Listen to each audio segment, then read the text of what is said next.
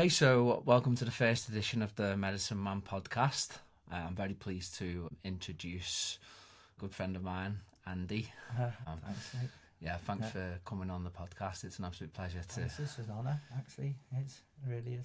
Yeah, to have you with us and to share your story. Really, throughout the journey that I've been on, your story's been quite profound and quite interesting. I think that sharing a little bit about yourself and a little bit about your journey, I think, is going to be something that's going to inspire people. I think it can be really helpful for people that might perhaps be on a similar journey, or perhaps even, go through recovery and trauma and things like yourself. So I'd like to just introduce yourself for the people listening in. Hi, my name's Andy, and I'm in recovery at the moment, and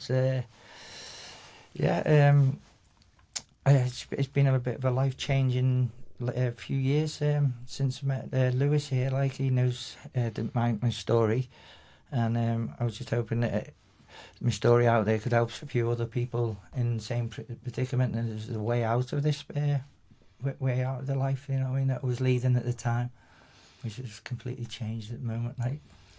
So, starting from the beginning of your journey, can you tell us a little bit about your life and sort of what led you down the path that you did? It was at a young age. I was like, I was born in Liverpool, around this area. Like, my dad's from the docks and everything. My mum was from Glasgow. My upbringing it wasn't too bad, really. It was as bad as there was a lot of things went on early in my life that was like traumatic and things like that. But I was always felt outside of life. I was always trying to be someone else. I've tried to fit in. After I was trying to find acceptance everywhere I went, and that didn't matter if I was playing up or whatever. That started at an early age, I started picking up other things like that. I didn't really go to school that much, I still struggle at the moment, with reading and writing, but I've done my exams and everything like that. Recently, since I've become into recovery. But so my first sort of dabbling. I remember it birthdays and Christmases. I had relatives that were from Glasgow, East Kilbride there, and they were quite heavy drinkers and stuff like that. But I enjoyed that sort of scene, the happiness and all that. But my dad was quite. He was a heavy drinker when he was at work. They had the whiskey boats and that. My granddad was a docker. He worked heavy on the hard on the docks and that. So they were hard workers, hard working class background. They were from Norris Green. My dad and that. But I picked up my first drink when I was about 12 years old, and the first time I had it was like an instant relief for me, because of all the things that had happened, what I realise now, what I was going through at the time. I was blocking everything out. So from that age, I didn't really mature, because the first time I picked up a drink, I went out and I got 4 cans of special brew and a bottle of old English cider, just with my mate. We said, we'll have this and see how. Met up with a group of kids. A school playing field, and I remember drinking this stuff, and it lit me up. Do you know what I mean? All of a sudden, I wasn't that same person. I had more confidence. I felt the pain had gone. Do you know? It's like I could talk to people and everything like that. But I went into blackout that same night. Two of my friends, they took me home and rang the doorbell. And my dad's out there was covered in all kinds of sick and that. Everyone knows about the first time drinking. My dad thought it was hilarious. He took me upstairs and the room was spinning and I was covered in sick and everything. I was in a mess. And the next morning he said to me, he come up, he said, "Do you want a fried breakfast, son?" And I was like, get out the room, Dad. I feel sick. He goes, and he was laughing because he said, like, you won't be doing that again, son, will you? I said, not a chance. I'd done exactly the same thing that night. And then that was the cycle that started carrying on. You know, I started like, and I was quite an honest lad up until 12, like 13. And then I started thieving for like to get ale. You know, I started working on the milk round. So as a kid, before school, I'd go and do the milk and that, and then I had little side hustles on collecting the money and stuff like that. And but for that sort of age, 13 and that, like it was a decent bit of money. I was like, and it all went on alcohol and drugs. I started getting into smoking a bit of weed, and that went on.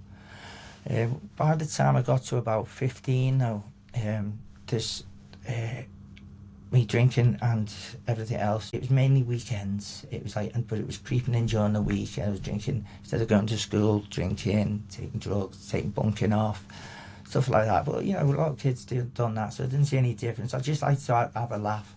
Most of the teachers in school would say like, don't bother coming into the class. You just disruptive. You just like, we'll sign you in, but just don't come in. You know what I mean? So I was getting away with all stuff like that. But at 15, I'd had enough of life around here, you know, and I thought I'm gonna go away just for a few weeks and fruit picking. So I got on a train to Kent, and when I arrived there, I got off a place called Headcorn, and I only got off there because I had a funny name, and that. It's like, got off there, walked into the local village the next morning, and in the local paper it said gamekeeper wanted, and I'd worked with gamekeepers before. I was guiding off school and that, and I thought that's a job I need, you know. Like, so I went and got that job.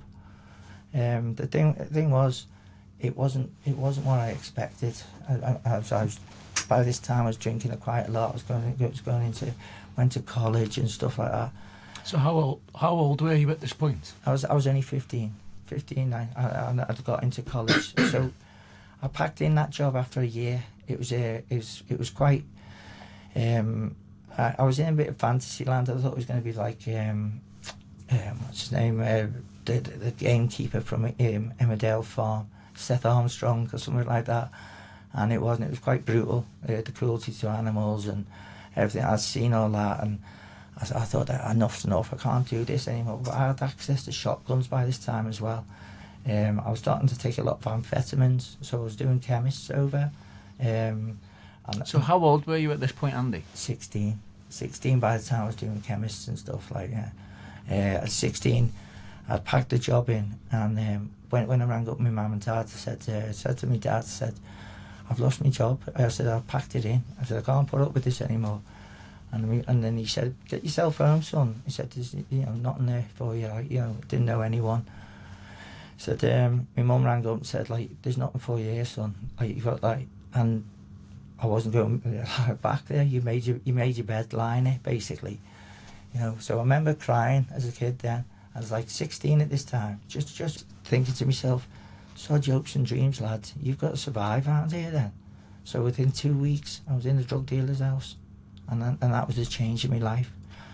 But in that drug dealer's house, I felt more love in there and more acceptance than I'd ever had done in my life. They were more concerned about me. There was like that, and there was a lot of like hardened criminals as well involved in this working girls and stuff like that. So at a young age, they put me under the wing, if you know what I mean. Like so I was ended up doing all kinds of other things.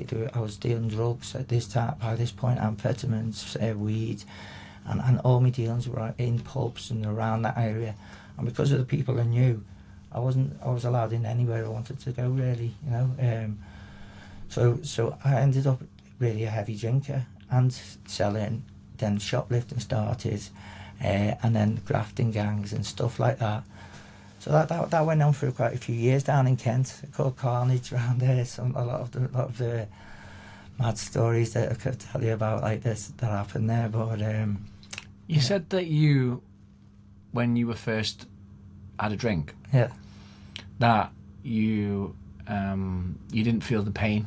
Yeah. What was the pain? What was the pain that you were trying to escape? It was all past issues that happened, and I didn't feel I fitted in somewhere, and I felt this. It was like down in my gut, you know. But it all that went away. It's like I couldn't fit in without a drink. It was like as if I was someone else, and I was always trying to find a different place to fit in with different people. So I'd wear different masks, you know what I mean? I didn't understand this until actually the last few years of how my life went, you know. But you were only a boy at this point. Yeah, so I was lost. I was a lost kid, and I was a lost kid for most of my life then. Even though I tried to be that sort of like bravado, wannabe gangster sort of thing, like, you know, I was a petty criminal. Do you know what I mean? Petty criminal that like earned a bit of money, that was good at what he'd done, and that like, you know, but it wasn't the sort of life a 16-year-old should be involved in. Like, you know, I was looked after there, like I say that, but they were doing things I shouldn't be doing. You know what I mean? I was getting people in backs of transit vans, like with shotguns and stuff like that, to get paid in drug debts. That's 16, 17 years old, you know, blowing out people's windows and stuff like that for a half ounce of this and stuff like that. And I was taking amphetamine every single day, you know, whether it was like out the chemists or whether it was out like off dealers, you know. So that was my life, and there was no other. I couldn't see. I enjoyed it, if you know what I mean. I felt part of something, even though it was something dysfunctional and messed. I felt accepted. Do you know what I mean? The first time in my life I was accepted as what I am. So where was it that you weren't accepted in your life? What made you feel that you needed to go to these extremes to feel accepted? I was lost, because when I was in Kent, by the time I got there, there was no the scene that I was in. That was it. Do you know? There was not like I suppose I could have, like, but at a young age, you stayed where you were familiar. You know what I mean? You stayed where you felt comfortable, and then that went on. I felt more comfortable in dealers' houses or crack. Eventually, it led up to like crack houses and stuff like that, you know. And I felt like familiarity and felt comfortable in places like that. You know what I mean? And I felt out of place not being in something like that, and I couldn't understand why anyone wouldn't want to. You know, I look at people working and stuff like that. You know, why, when you can do this? You know, just not ever lived life as a normal person up until recently, really. You know. So when you were in Kent, you were involved in like gang-related activities and drug dealing, etc. When did your personal addiction journey take a turn into the worst? The turn, well, at the time in Kent, I was still enjoying it. I was enjoying that sort of side of it. Like I was learning now to do different things. We safe, so sneak thieving and stuff like that. I was earning me money. In the beginning, I was only thieving for food, just to get by. I was going to bed starving, so I started nicking there, and then it got onto the other stuff and that. The biggest change was when I met a girl, and she was from Wavertree, but she lived in Kent because the Jaro had moved down there, and I started living with her. So I got out the houses. A friend of mine, Jimmy, he got me out of a difficult house where all the madness was going on. What do you mean madness? Like what sort of madness? Dealing and everyday, like grafters coming in, burglars, you know, like selling stuff, this, everything, you know, all this going on, like in working girls, so everything, you know. And he got me out of there, and in the end, I met a girl from Wavertree, and we got a place. I was still going in. By this time, judicial system had kicked in. I was getting caught for different things, and like I was put on probation, and then that constant probation went on for the rest of my life. That, you know, I was always in the judicial system. But when I met this girl, like her dad was a bricklayer, and she was at university in Kent, in Canterbury. So Anyway, after a while, she said, I want to do a gap year. She seen how me drinking and me drug was doing, but it was like, that's what I did. So you have to either accept it or not, you know what I mean? And I couldn't see, you know, any other way. And we'd done a gap year. She wanted to do a gap year. So I said, we'll go and go travelling for a year, and then you do some fruit picking. I said, maybe I can get off the drugs and stuff like that, you know what I mean? So the first place we went to was Amsterdam, right? Which is not the best place to go to get off drugs, you know, as you know. Within 2 weeks anyway, it was like she'd left. She'd seen how mad I was, like with everything, and everything was on the table then. Like, and then that was the turning point for my addiction, because me drinking, my drug taking was like full force then. Mm-hmm. You know what I mean? And within a couple of weeks, I had my own dealers, like, and I was selling stuff again. Then I realised that the Dutch people are quite honest people, and stuff was there for the taking, if you know what I mean. It was like, so stuff like what? Stuff, it could have been from safes to from just only shoplifted stuff, Rolexes. It could be gold, it could be anything. But in the beginning, it was alcohol, because they had crates of lager outside all the shops and that. And I thought, like, at middle of the night, people would just be walking past. And I thought, there must be something wrong here. Do you know what I mean? Like, so I didn't take any for a few days. Then I realised it was just dead honest.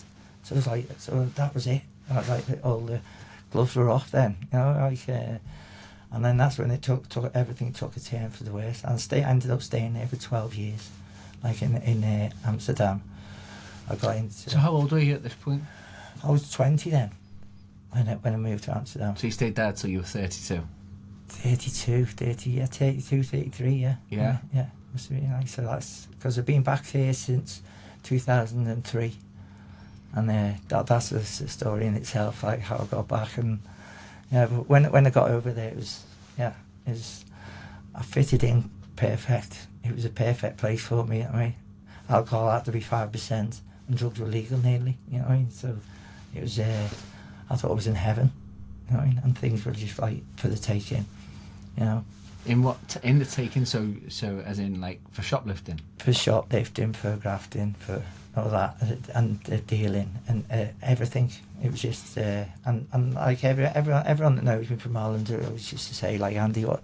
So you've been here 10 years, you still think you're on holiday? Do you know what I mean? And it's like, because I never sort of grew up, I was in that mentality. Then other substances were coming into play by this time, like the heroin. I got into heroin. That was. So what sort of time frame was this then? Was this like in the 80s? This was, yeah, in the 80s. It must have been about 85, something like that. 80s. Oh no! By the time I got to Holland, it must have been about 88, 89. Yeah, it was just when the rave scene started. Yeah. And I was loving that. Do you know what I mean? I went to first raves and that, and I think it was in Rotterdam. Well, no, the first rave I went to was in London, in Astoria. It was in like in late 80s, and I loved it. You know, I popped my first E. I thought I found the solution to everything. You know what I mean? This is my life, and I still like raving today, actually. But that's one of them. But like, so I got into the rave scene and all the other sort. And then when I was in Holland, you got Rotterdam, Amsterdam. You got like all the Park Ziek, all these mad places, like, you know. And that's where the pills were made. So we knew, you know, there were proper pills and proper coke, proper everything, you know. And once you start basing it all off, like, and for years I used to be smoking base coke and saying I'd never touch that crack, not realising that what I was smoking was crack. You know what I mean? It was just like before it was all well known. You know, when it all first kicked off in the 90s, wasn't it? You know. And that sort of sent me down a completely different path then. So what is the difference between base coke and crack? There's nothing, absolutely nothing. But it's just wording. It's like you just mix it up exactly the same. But like when we were first over there, saying, oh, you just base your coke up and that. So I was trying that. It wasn't until later on when I came back here and then people were serving it up as like, you know, it was crack. I used to see it in the papers, like saying crack epidemic and stuff like that. And I think, like, oh, I wouldn't touch that stuff as I'm smoking away. You know what I mean? The purest form. You know what I mean? So it was and that. So like they say, like I was on the coke, and that coke was quite expensive at the time. You know what I mean? The beginning '90s, wasn't it? Like, you know, you had to have a bit of money, but then the crack was like it was pretty cheap. You know, and the hit was like once you take crack, no turning back. Like, you know, everything else was that buzz was just like something else. Like, and so when was your very first time that you came across crack cocaine, and what was how old were you then, and where did you come across that? 20, and it was in a factory. I was working in a factory in a cat bike, and some of the lads there, they were like mainly English, Irish, and like foreign workers doing the bulbs and things like that. And I used to do the boxes round there, and they were talking about this bass, and I tried a bit of that, like, and I left it alone for it. I could do it weekends and stuff like that for a brief time, you know. And that was my first taste of it, and then but once I got into it, that stayed with me, and I was like every day then for the next 25 years, you know. So you were a crack cocaine addict for 25 years? At least, yeah, at least, and heroin.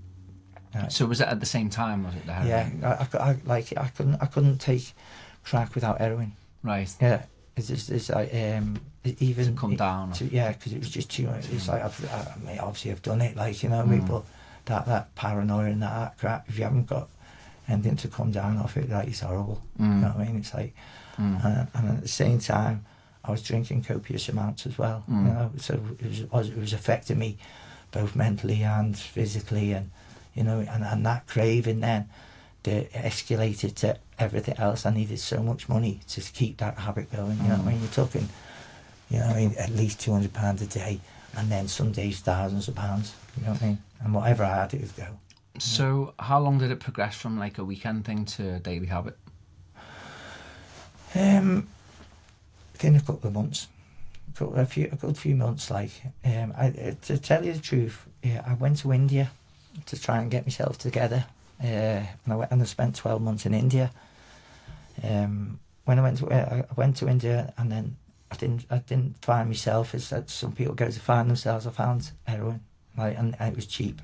It was like £1, £2 a gram, and it was the purest stuff you could get. Like, and then so I went, by the time after 12 months in India, where I ended up on the streets in Delhi, no money, and having to use conning tourists and stuff like that to even get a flight back to Amsterdam.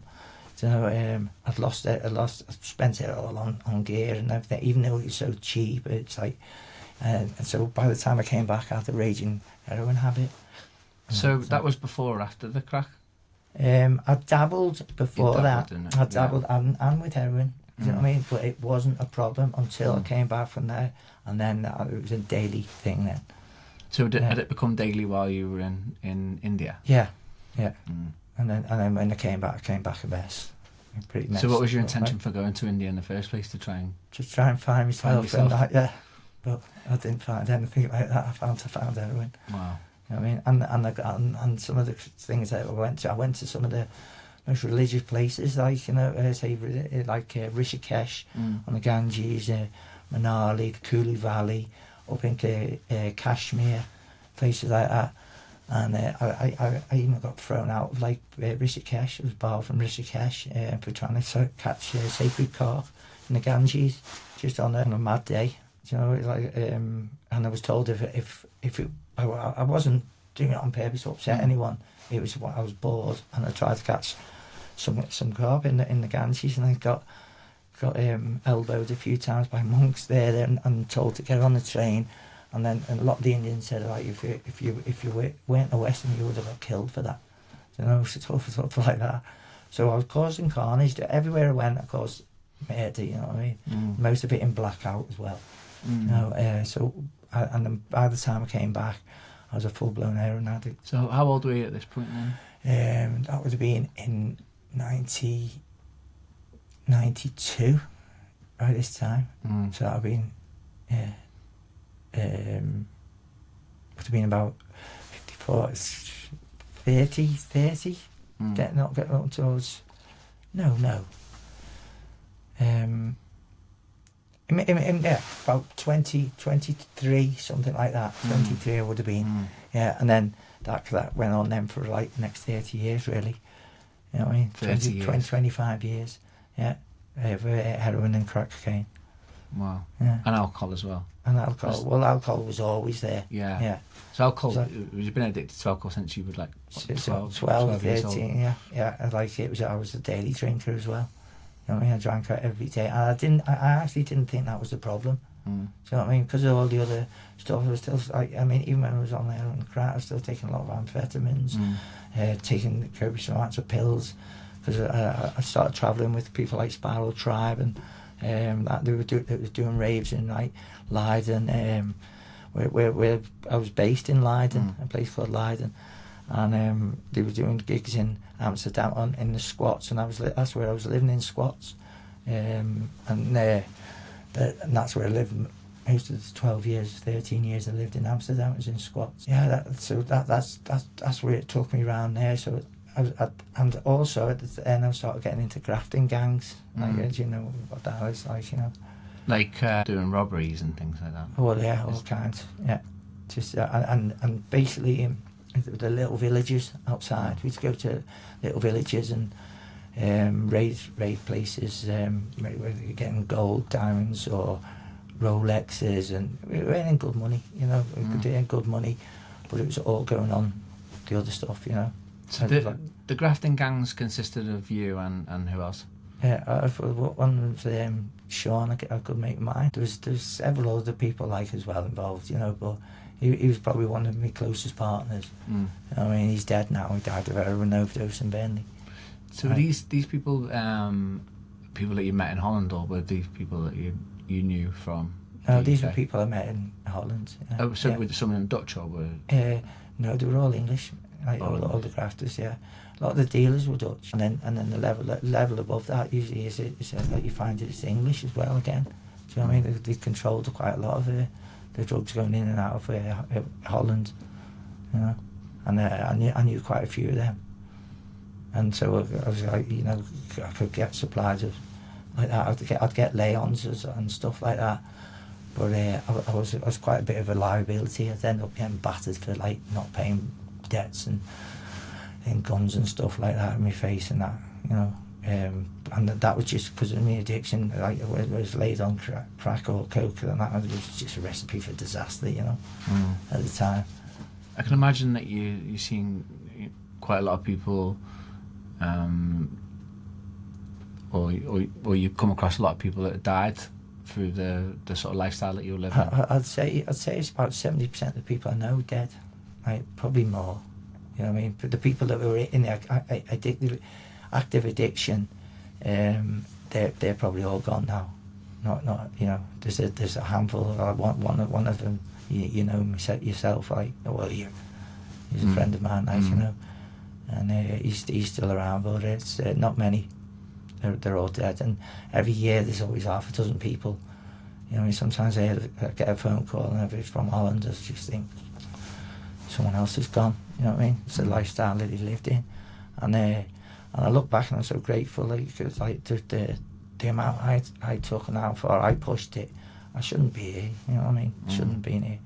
Many times I shouldn't have been here. So, you know? Coming back from India, yeah. You said that you had another 25 years worth of, or 30 years worth of addiction. Yeah, that was just the beginning. That was just the beginning. Yeah. So the rest of the time was spent in Holland. Yeah, Holland, and then Holland, when then the prison started in Holland. Yeah, because I needed that sort of money. I had a business as well as a carpenter. I started doing shutting joinery, and that was a disaster in the end. You know, it was like more of a cover up for what I was doing anyway. You know, and that all fell through because of all the other stuff I was doing, like car crashes. There was different violent events, and I've seen people actually, you know, who finished off for doing things, and you know, and some were tortured and all kinds of stuff. I've been kidnapped 3 times myself. Do you know what I mean? Wow. In that period. Was that in Holland? Twice in Holland and once over here. Or... drug dealers or accomplices, like, you know, that were after something. And how was that? Hey, it was horrific. Yeah. What happened, and can you explain? Well, two of them I ended up in intensive care. The worst one I didn't end up in intensive care, but it was the most frightening one. It was in a crack house in Holland, and a guy, he was having a psychotic episode. I didn't realise at the time. He was a friend of mine as well, you know. He'd left the drug dealer's house, and this drug dealer's house, you'd go around there sometimes, there'd be people lying outside there that had been thrown out ODing. A couple of times I've helped people and gone back out there, you know, just left to die, really, you know what I mean? Like, and this one girl that was in the house, she'd went over, and the guy, Dave, he was started selling in there. So he had moved. I was working in Eindhoven, so I'd come back, and I went to go and score off him. And there was a load of people coming, as the door opened, was coming down the stairs. And at the time, I'd been drinking. I didn't get on when people were looking at me going, "Don't be going up there." And I thought, he's all right. Got up there. He gave me a pipe. He gave me a bit of gear, right? And every week I used to go there, get it off him. And then when I picked my wages up later on, or got some money, I'd pay him. I'd give him lifts a lot of time, you know what I mean? We were friends and grafting partners as well. Right, and but this one day, he was having a bit of a psychotic episode. Like, so I've gone there, I'm smoking away. Everyone's gone out the house, and he's got fat on the frying pan there, and he's got a hoover pipe, which is sellotaped, a knife to it, right? And he's going, You've got people coming around the house. I said, "What are you on about, Dave? You know, when you're a bit crazy."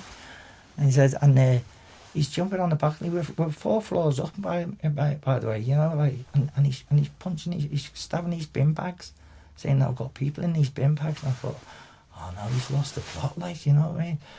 So anyway, he started giving me a bit of an eye, and he had a hammer and that, like, and just started laying into me like this, like, because he thought I was ripping him off, which I wasn't. It was just complete in his head. And it got to the point he was sat there, and he had this boiling fat, so I couldn't get out the door because he sat there, and every 20 minutes or something like that, he'd suddenly have a go like that and start sticking me with this knife, you know, like just trying to have me. In the end, he had it right by my eye, and I'd had so much of it. Like, I just said, "Dave, just go and do it, mate. Just do it. I can't." You know, I thought I was dead that day. And I remember he locked me in the room, and I couldn't get over the balcony or anything like that. And I fell asleep. And in the morning, he was fine. Do you know what I mean? So I had a few, like, cartoon bumps and some, like, a few broken ribs and everything like that. And he just a bit of changed person, so I just managed to get out of there. You know what I mean? So that was, like, probably the worst sort of, like, experience that I honestly thought I was dying. I was going to get killed that day. You know what I mean? But there's been many occasions I didn't think I was going to get through the day. You know what I mean? Because of events that were happening around me. Yeah. So was this like a daily occurrence, or was it like things that were like... It was like nature of the beast, really. Yeah. I suppose you could call it, yeah. Yeah. So I can imagine that, like, all of this lifestyle that you were living took a toll on your physical health. Oh, okay. So can you share about, like, how your physical health was affected by all this? Well, at the time, I'd had alcohol fits. I'd had several overdoses, and after I'd done quite a few prison sentences in Holland, I came back to England, and I got out of, you know, the story of what happened is, like, I got arrested, and I was going on my way to prison. I had to go for an interview at another prison, which was, like, underground, and I escaped from there. Like, and me and my girlfriend managed to get back to England, right? And that was, like, in 2003. So you escaped from prison? Yeah, in Holland. It wasn't that there. It was in the Lard, which has got, like, a little prison underneath it. And I'd been taken there for an interview, and the woman that was supposed to be interviewed me was that pissed off that she couldn't get me for all these years. She locked me in a cell, right? She locked me in the cell, and she's shouting and screaming and something like that, and she shut the door, but she shut it so hard it clicked back, right? And this is in the interview rooms. The interview rooms are all down there. And I just went to sleep for a couple of hours. And when I got up, I went to knock on the door, because somebody melted the buzzer with a lighter or something like that. So I knocked on the door, it's open. Oh my God, so I grabbed my trainers, looked down, there was police everywhere. But there's a lot of them were plain clothes as well, because I took plain clothes, and they used to dress like druggies and even had brown on the teeth because they had blockers. They'd be smoking gear with you, you know what I mean? And it's brown on the teeth. But we wouldn't be doing nothing to them because they had the blocker in them.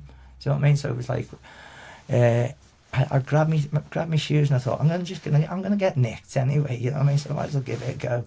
Left my coat there, started walking down, and then people were walking past me and they're not batting an eyelid. So I thought, just keep my head down, got to the door, and it was a combination lock. And he's on there. There's a Dutch biker copper come over. I thought, well, this is it. I'm nicked on that. And he started talking to me in Dutch, saying, oh, I was Friday. And I said, oh, you're younger, yeah. And I said, I think you're and he's pressed it. He put the combination, opened the door, started talking to someone else, and just left. And that was out. And that was it, gone. So and then I managed to get back to England, me and my girlfriend. So we arrived back in England in 2003. And Jenny, and she was pregnant. We didn't know at the time, but she was pregnant when we arrived here. So I've come back, and I had to stay at my mum and dad's. So it was like they hadn't seen for years. You know what I mean? I'd seen me the odd Christmas and stuff like that. And so I've turned up a complete mess. And all the lads from school, they hadn't known me since I was 15. So they just seen me disappear. I went for 2 weeks away. I never came back, you know what I mean? So when I came back, I thought, I'm all right now, you know what I mean? I don't, I had this prescription. I was on methadone, I was on tranquilizers, I was on Valium, I was on all kinds of different things like oxazepam, and I remember I got the doctors over in it, which they were quite a sound in Harlem. It was to send over a prescription, and he sent it over to my local doctor, right? And so I was rattling for 2 days, you know what I mean, really, because I had no script. By the time I got back, but they sent it all over. She rang us up and she said, so there's a problem with your script. And I thought, oh no, what's that? She said, they're trying to say here, this is for 1 day. He said, but it must be for a couple of weeks or something. So I walked in there and I've gone, oh no, that's a daily thing. And like, yes, that's right. And she just looked at me and she said, how do you stand up? How can you stand up and go to work or anything like that? And I said, well, I'm just used to it, you know what I mean? And I was drinking as well on top of it. So they were amazed at that and that addiction as well on the top of drinking as well. You know what I mean? And that's when my physical self started to get bad. I started going yellow, you know. After a few years of being back here, I got prison started again. The same sort of behaviours, the same patterns again. You know what I mean?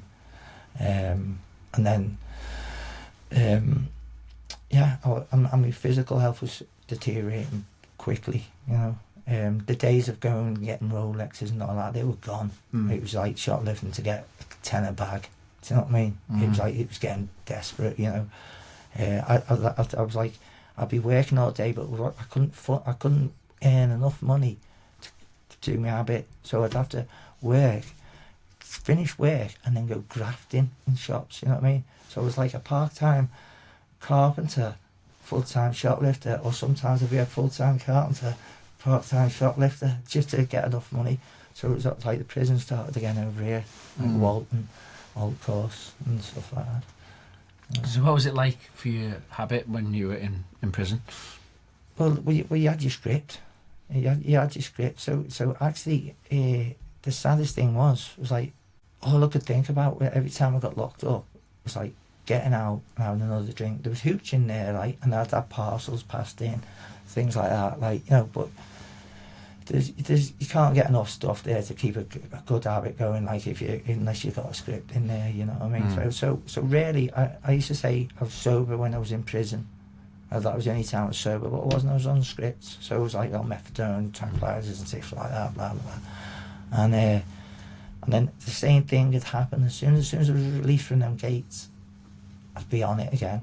I'd get my discharge grant, swear down, I'm not going to go to, I'm not going to do this again. I'm off everything.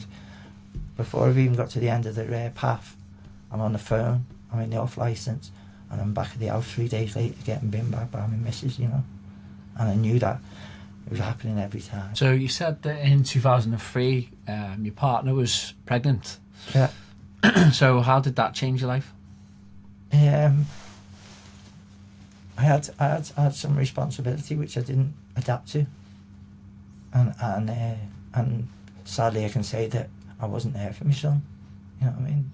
And them days, like, I miss him. She was in active addiction when we first came back. She drank her quite heavily, but as soon as Liam was born, she got clean, sober, and then didn't want nothing to do with my lifestyle. Still loved me, but I wasn't allowed right near Liam because of what using and the people I was hanging around with, you know. And that went on till quite recently, you know, till I started this journey that I'm on now. But so how long did it take you to sort of like realise that you needed to change? Do you know what? I didn't get that. I didn't realise it was I was the problem. I thought drink was the problem. I thought the drugs were the problem. Everything like that. The big changing point was like my uncle, who was a heavy drinker, right, and not alcoholic. He was a heavy drinker, lovely bloke, like, you know what I mean. And he kept the family together. And he came over one to visit me mum and that. And as soon as he seen me, he said, "Oh, Jesus, Isaac," he said, he needs help. Look at him. I look like a Bart Simpson. I look like Bart Simpson, but pregnant. I was only 7.5 stone, but I looked quite fat. It was all water retention. And he said, "You've got to book him for a liver appointment." So they booked us in for a liver appointment. And I can't remember if I actually turned up to that one, but they booked us another one. And by this time I was drinking White Lightning cider. I went every day. All the other crack, everything, you know what I mean? So I was scraping to try and get by, you know what I mean? I got to the Royal Hospital there, and I had 2 bottles of White Lightning cider with me. So I walked in. As soon as they see me, they put me onto a trolley, put drips inside me, and put curtains around. I started drinking the White Lightning. The Dr. Richardson, who we're friends with today, he's a liver specialist. He's come in, and I could see in his eyes, he's gone, "Mate," he said, he took it off me. He said, "You can't be doing this." He said, "Because we're going to throw you out, and you're going to die. You'll die, like." So he took that off me. The second bottle, I started drinking the second bottle because I had it there stashed. Security came in by this time, right? Tried to take that off me. I wouldn't let him take it off me. And I could see tears in this doctor's eyes because he had to throw me out the hospital. So that night, I crawled down to the penny farthing pub. You know, it used to be the penny farthings by there. There's opposite Lime Street. There's a car park, isn't there? And I slept in that car park that night. The next morning, I went to I crawled back up to the hospital, and then they again put me on drips and everything like that. And I came round about 2 or 3 days later. And when I came round, there was a priest by my bedside giving me last rites. There was my missus, his kid, my son, Liam, and the doctor saying to me, he said, "Listen, mate," he said, he said, "We lost you there, mate." He said, "You've got hepatitis, you've got cirrhosis, you've got varices in your esophagus." He said, "If they burst, you're dead." He said, "You've got hepatic hepatology, which is called stage 3, which is the next one's Korsakoff. So then that's you gone, mate." And what's that? What is that? It's where toxins go to your brain. It's Okay. where the alcohol is and it just starts. It's got nowhere to be released, so it goes into your brain, and it's called wet brain. And it was getting that close on it, like. And I remember I started crying that time, and I hadn't cried since the time when I was a kid, about 16, and when I finished that job. That was the first time I showed any sort of emotion. And the maddest thing was I wasn't crying because he said how ill I was. I was crying because he said I can't drink again. Because he said if you drink, take it in my brain. I'm thinking, well, if I get 3 years out of it, I'll be all right. I'll be all right. 3 years, you know what I mean? 2 years if I just you know, you don't really know what they're talking about and all that. So I'm gambling with my life in my head when my son's there and all that. So there was somebody there from a fellowship that I joined at the same time. I went to these meetings and all that, and I thought, this isn't for me. I can't be doing that. I wasn't listening. I didn't think I had too much of a problem, even though I knew it got me mentally, like, you know. And so I started drinking again, started using again. I was still on a prescription all this time. Sorry, I was on a prescription all this time as well. So I went out there, and I went back out there for 7 years, drinking and using again. And it was the worst 7 years of my life. That's when the mental side started kicking in. And in that time, I lost my partner, Jenny. She got diagnosed with cancer. She had to go for blood transfusions, and after she had the blood transfusions, she'd feel great, you know what I mean? And if one day she's gone in, I said, should I pick up Liam? And he said, no, don't be daft. I've got tubes inside me. I'll be back in a few hours. I feel great. Half an hour later, she was dead. It moved a clot from a leg to a heart. So I had to go back to me, pick up my son, tell him he'd lost his mum, looking at his son, my own son that I loved so much, destroyed. And I even said, me and you against the world, lad, and I couldn't put it down for him.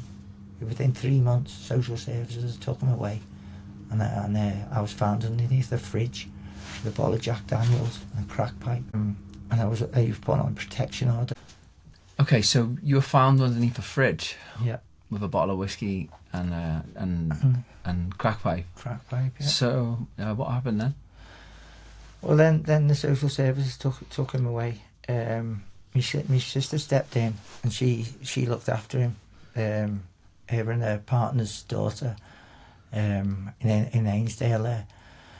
I wasn't allowed to see him for if I'd been using or drinking. Breathalyzers. If I'd been breathalyzed, I couldn't see him.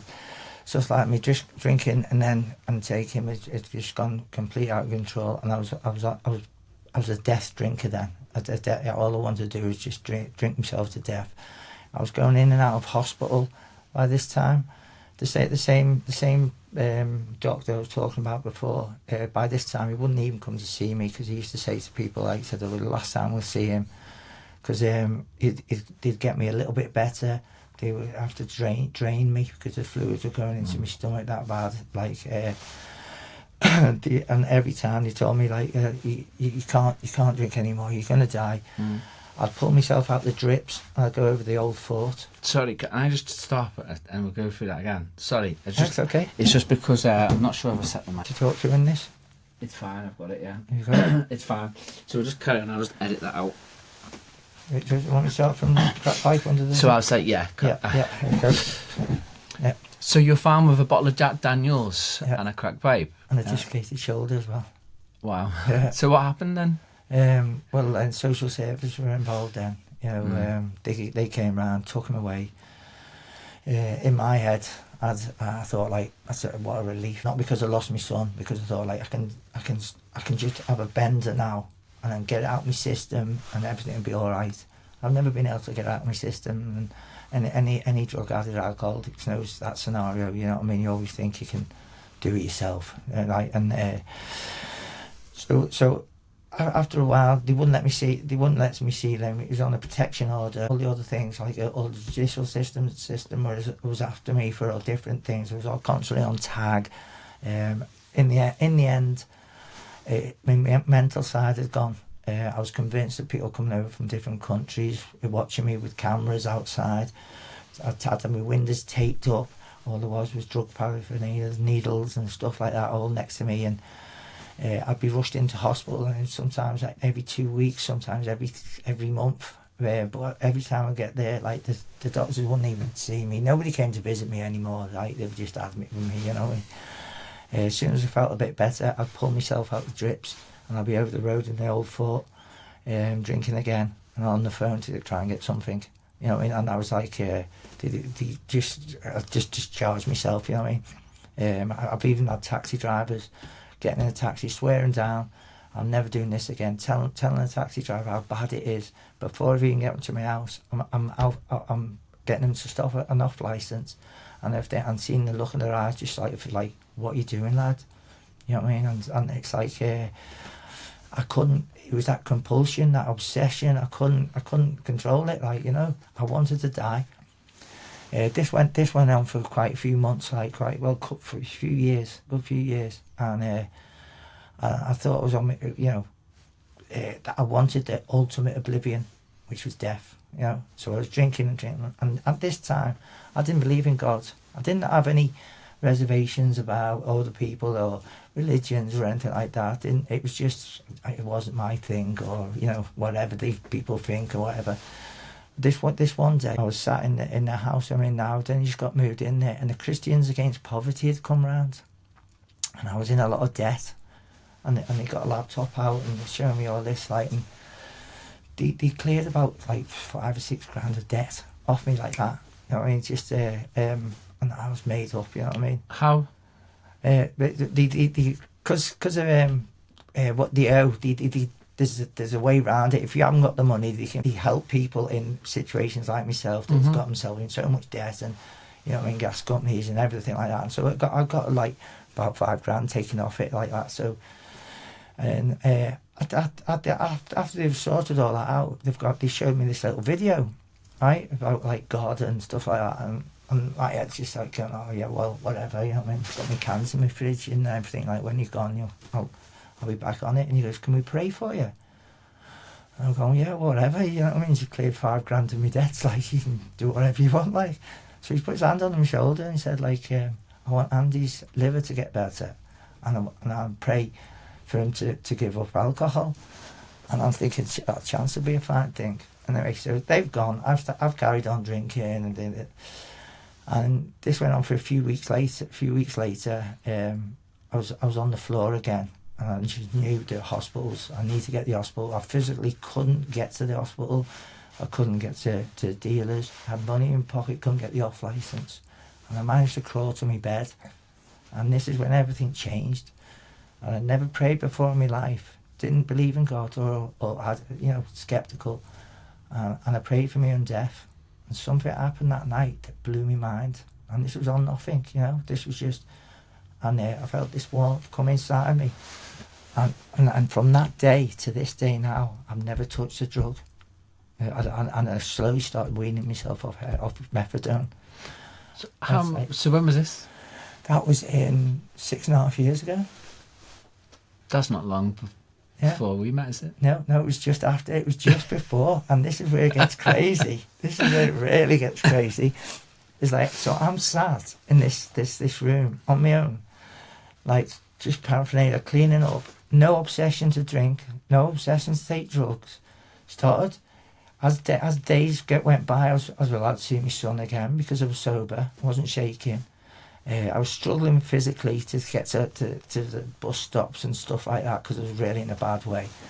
And then things started coming into my head about like DMT, ayahuasca, and things like that. And I was thinking, I was asking people, what's this ayahuasca like, you know? And a friend of mine, people were just going, I don't know what you're talking about, Andy. I said, it's everywhere. I said, I keep seeing it everywhere. I even seen a poster coming out the Royal that was doing trips to Peru, right? A poster. And I told somebody about it, and they're going, are you sure? I said, yeah, I did. When I walked there again, it was an old JD Sport poster that had been there years. So I don't know if that was in my mind or was that a sign, you know what I mean? It's like, anyway, this was all going on. So it was all in my own head. You know, and I think, like, well, I was looking it up and things like that, and I got a guy that was there the first time when I come around with the priest there. He picked up a drink, and somebody rang us up and said, Andy, can you go round and help this lad, Bill? Like, he said, picked up a drink. I thought, he's been 10 years sober, that lad, you know. So I went there, and seeing this lad, this bloke destroyed. He's got a lovely house, big house and everything like that. And I've got a car he gave me outside there, like, for helping him. And he said, can you get us back into this fellowship? Like, and so I said, yeah, I'll take you there, like, you know what I mean, see what... so I thought I'll take him a couple of times, because I'd done it years ago and it didn't work for me, like, but it obviously worked for him. Fellowship as in, can you expand on that? On the 12-step programme. So AA and stuff like that, yeah. Okay. Which I'm still involved with today, and it's been a great thing, you know, for my sobriety. It's kept me, you know, grounded and stuff like that. But when I seen him, he was destroyed, and I thought, what chance have I got? You know what I mean? So, and anyway, I thought I'd get him to a couple of meetings and that, and then once he's all right, got his feet under the table, I'll sort off, like. But I started listening, because he started talking about this spiritual thing, and I was thinking, like, that's what happened to me. Do you know, because every now and again I'd hear somebody talk about they prayed and it felt this, and so I was getting it, because I was confused. Do you know, but I was getting all these messages of, like, plant medicines and all this. So I was looking it up. I hadn't really told anyone at all, and I seen a comment. It came up for a retreat, and somebody had put on the retreat, said this went to one of yours, came out more traumatised, and then there's better treats somewhere else. And the phone number, I messaged him, and he didn't get back to me for about 2 months, which I do believe it's all the bigger plan this was, because by this time I was still taking a lot of methadone and tranquilizer, you know, like trying to wean myself off. And so anyway, I rang the number, and you answered the phone. Yeah, right. And he said, oh, like, I know of a retreat. I said, well, no, I didn't know what to expect, so I said, well, I'll be up for that. Like, so anyway, that was I didn't tell anyone, because I didn't know how the fellowship people were gonna react against that, or I didn't know. I think anyone thought I was mad doing something like this. And anyway, I turned up, and I remember knocking on the door, like, when you open the door. I don't know what you thought, like, you seen, like, you know what I mean? Because I thought, is he going to call an ambulance or a police call, like, you know what I mean? I think it was one of the three that. Yeah, you know, maybe he thinks I'm selling a big issue or something, like, you know what I mean? I was like, oh, so I came in, okay, like, and I was welcomed, and I felt a bit out of place, really. Like, I thought, what's going on here? Like, and the only person that told was my son. Because I had it in my head, like, if I don't come back, like, something happens, like, you know what I mean, if it's someone dodgy or what. I didn't have a clue. And I came out of there that night, and it was the best thing that has ever happened to me. I didn't disclaim. I forgot to disclaim. I was still on methadone at the time, a little bit. I managed to stay off it for one day, and I thought I was going to be on that for the rest of my life. And that night, I'd done a full detox. Followed the detox. It showed me the path it should be taking. Frogs were coming into it as well, and I was like, and I'd never heard of Kambo or anything like that, and it turned out you were master Kambo practitioner. Like, well, it's amazing, really, because on that day I remember it very well. Yeah. When you turned up, and yeah, I knew very well that you hadn't, you know, disclosed. You know, some things, because you were clearly, like, rattling. Yeah, because I hadn't had any methadone for over a day. 24 hours. I was like, I had it in my bag. I had a little bit in my bag, because I thought, like, as soon as it's finished, I'll just neck that. Yeah. And when I tried to take it the next morning, my body physically wouldn't let me take it, and I'd never touched that again. I was off everything then. The diazepam had gone. Everything had gone after that one night. And then that was the change in my life. Well, it was actually, you know, you were completely contraindicated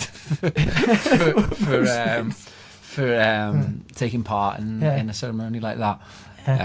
But there was just something inside that that was like, give him a chance. Like, he's here for a reason. Was you it need kill me or cure me, wasn't it? It was a kill. Yeah. It was one of them, like, sort of I'm sorry to put you in that position, I cutthroat just needed decisions that needed to be made Yeah. in that moment. Yeah. And I just remember making that decision. I'm so glad you did, because I honestly don't think I'd be here. Do you know, like, I'm going to say this to you now, but, like, do you know what was going through my mind at that time when I made that decision? Now, this might sound... I've never said this to you before, but I have shared that with other people before. Like, this decision was running through my mind, and the thought that was passing through my mind was, well, if something happens to him, something happened to people like that all the time. Yeah. Yeah. I thought if he was a 21-year-old lad who come from a family and his life to go through, and something happened to him, you wouldn't hear the last of it. Yeah. But if something happened to this guy who's rattling on his knees basically to come and sit in the ceremony, no one's probably going to know. Yeah, they wouldn't have batted an eyelid. My death would have just been a statistic. Yeah, it would have.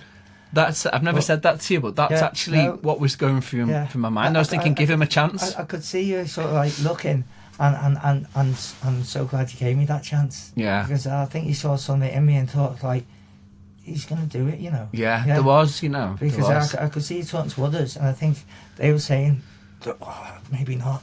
You know what I mean, or whatever, and then the path there, that was just changing my life then.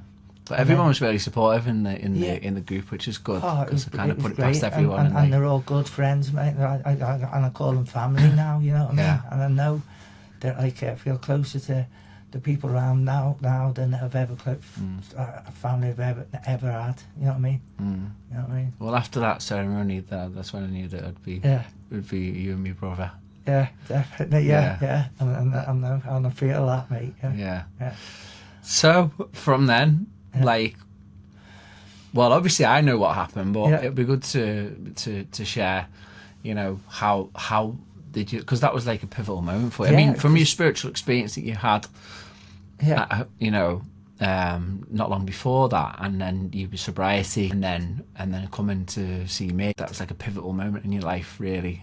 It was a complete game changer. It was just a complete change. Like, and people know, like, you know, Ange and stuff like that. I'd known her for a while, like, in fellowships and stuff like that. And I used to have restless legs. I couldn't talk properly. And then the week after, people were saying, "What the hell is?" I wasn't shaking anymore. I was off the methadone. I was like, and they're going, "You look so bright. You look so."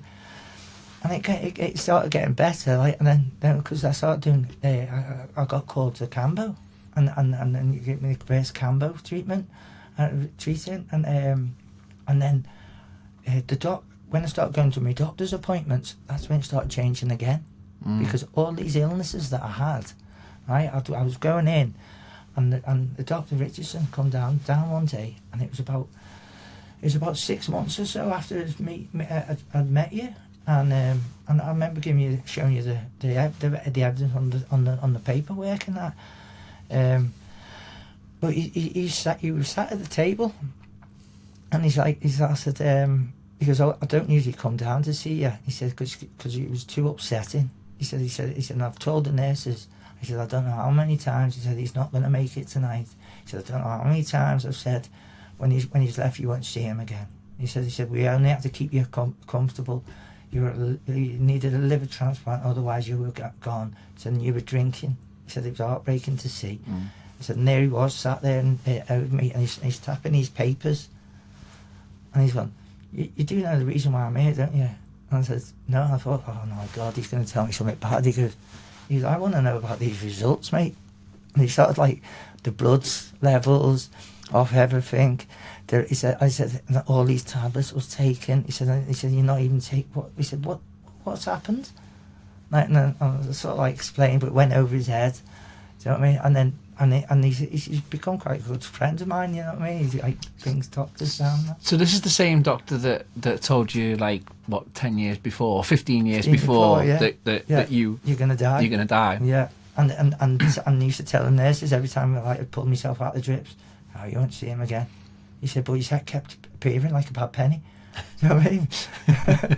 and then when he started seeing these results, and then the results started getting better and better and better, and my health started getting. I got to go and see my son, and So what what medication and what health conditions did you have that you managed to overcome, and what was the journey like of that reduction in medication and healing in yourself? The healing, God, it's been a massive impact in my life. I didn't realise how ill I was. Do you know, I was so used to being. So I'm clear of hepatitis.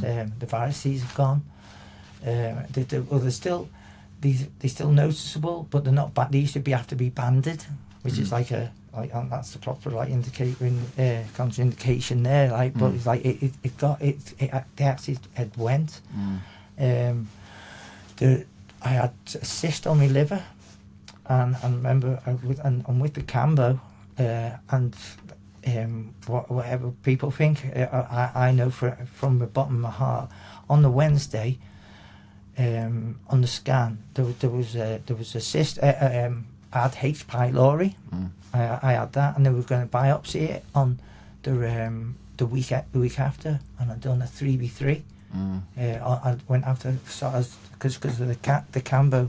I'd done the training with you, and after the 3b3, it was quite a heavy treatment I had, and I'd had the scan. I had everything on the Wednesday, and so on the Sunday I'd done that, and then the Wednesday they took the biopsy, had the camera and everything like that, and then I remember looking over at the nurse, and she's gone, "He hasn't got H. pylori," and the doctor's saying, "Well, we haven't treated him yet. We haven't." He said it can't be. We haven't. It's heavy antibiotics, everything like that. And they were still baffled of where it's gone, what happened to it. You know what I mean? And the only thing I'd done differently from that Wednesday was 3b3 Kambo. Because it's interesting, because H. pylori is found when there's stomach ulcers. Yeah.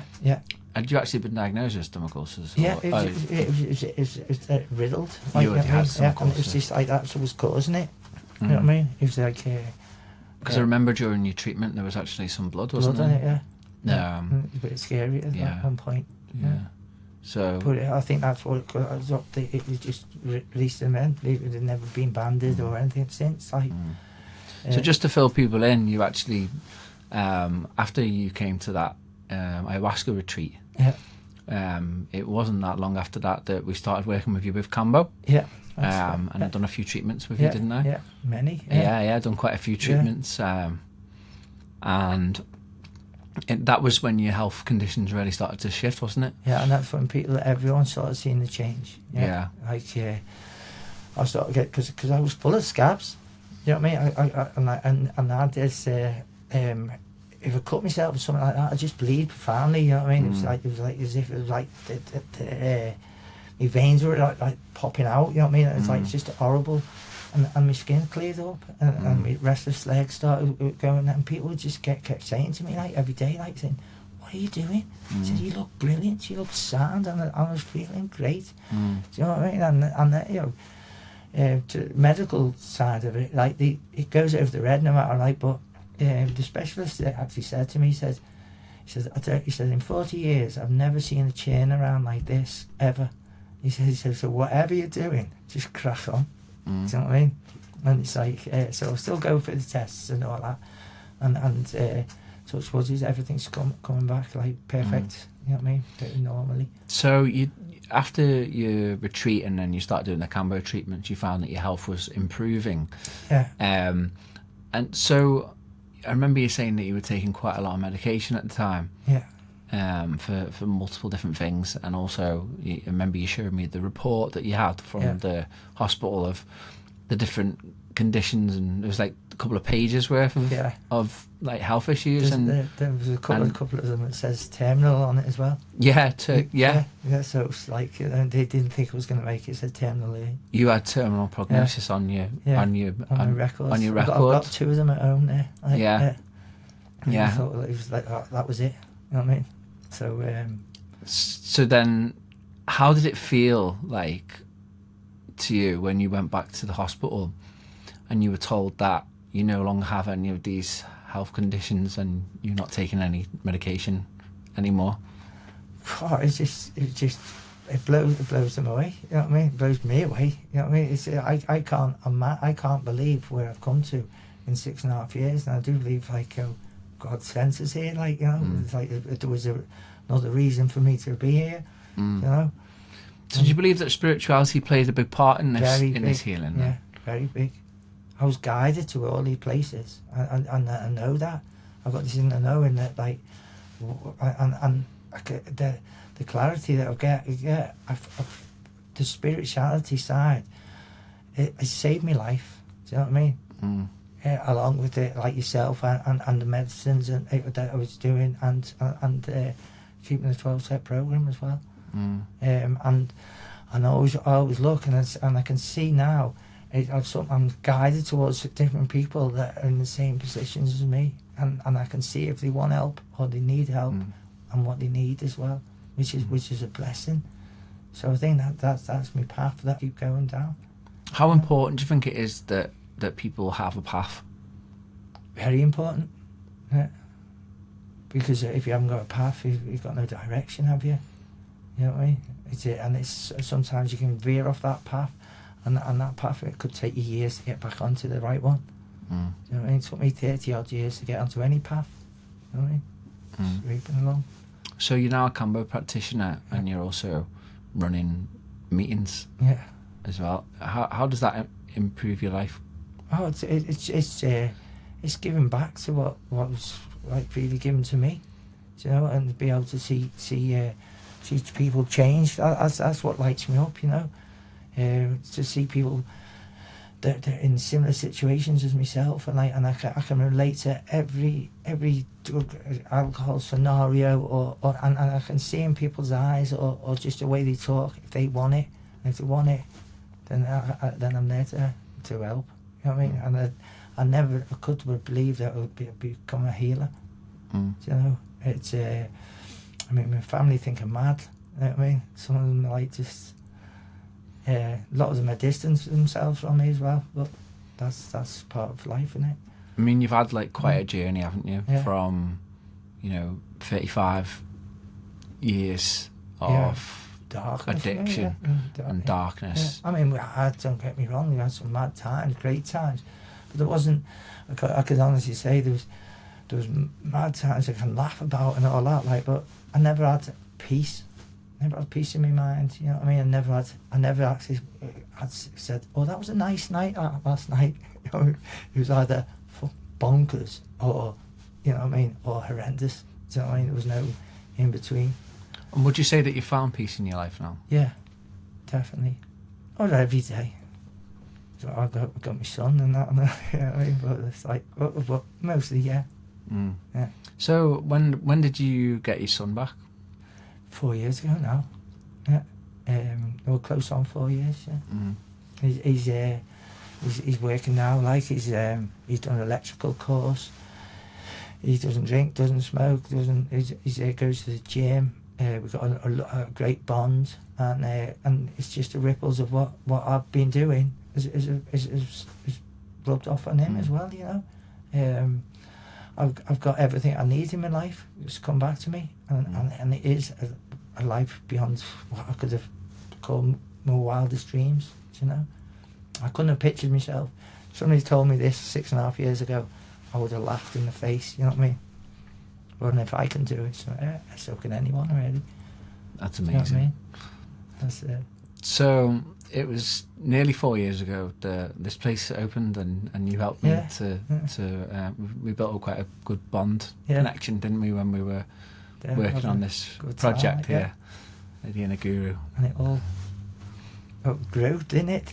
Like in the lockdown, nothing was happening, but this was happening, wasn't it? Yeah. Yeah, it was amazing to see, and it's great to just be here as well. Do you know what I mean?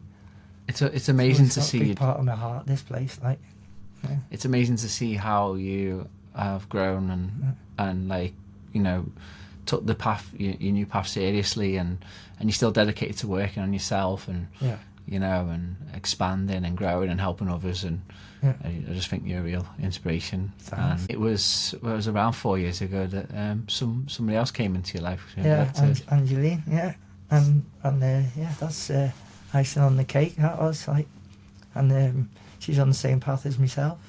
I love her to bits, you know what I mean? I didn't think I'd ever find love again or anything like that, and she's a Kambo practitioner. You trained her as well. And we've got a great connection there with working with other people, and we're building up other things like to have circles and for sharing, and because there's other forms of recovery as well, you know. It's like not a one-way path, you know. There's all different things, and we're trying to figure out different ways of helping, and I seem to get drawn to people that've heard my story, that've been there, and they just want a bit of peace in their life, you know what I mean? That's it. Because like once you've had like 30 years of carnage in your head, it's like a racing brain, you know. It's like you know what I mean? Get rid of all that, like, and you can start living life, you know. Because I didn't think there was like, you know, I thought I just wanted to die, and now I wake up and I'm grateful every morning, you know what I mean, for what I've got. I've got my dog as well. I've got a car, and I only passed my test 3 years ago, 3.5 years ago, and I've been driving since I was 16, you know what I mean?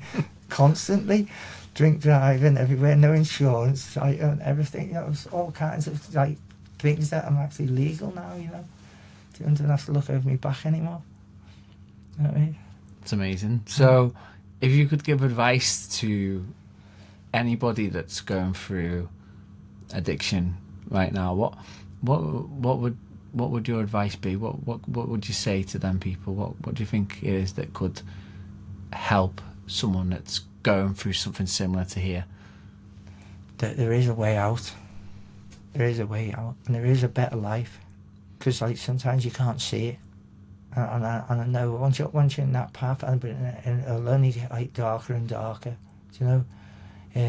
Is to seek help, find help, and open up. Tell people something you don't want to tell them. Do you know what I mean? Just tell them what your feelings are.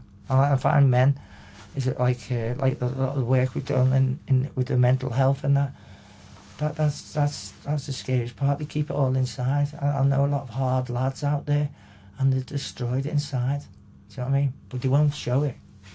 You know, and you know, we all know where that ends up. You know what I mean?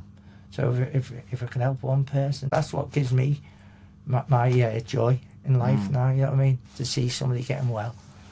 You know what I mean? And I can at least show them that it can be done. Do you know what I mean? Because to come from the place where I came from, and there's many people there, as you see walking out in the streets and that, they're in the same position, and there is a way out, but they can't see it at the time. I couldn't. Do you know what I mean? And if you could just get that glimmer of hope, and then that light gets bigger, you know what I mean? And then eventually they'll yeah, but you gotta want it. You know what I mean? Well, it brings me a lot of joy to hear your story and to be sat here with you now having this conversation. So thank you very much. Thanks a lot, for everything. Like, nice one. Thank you. Like this, nice one.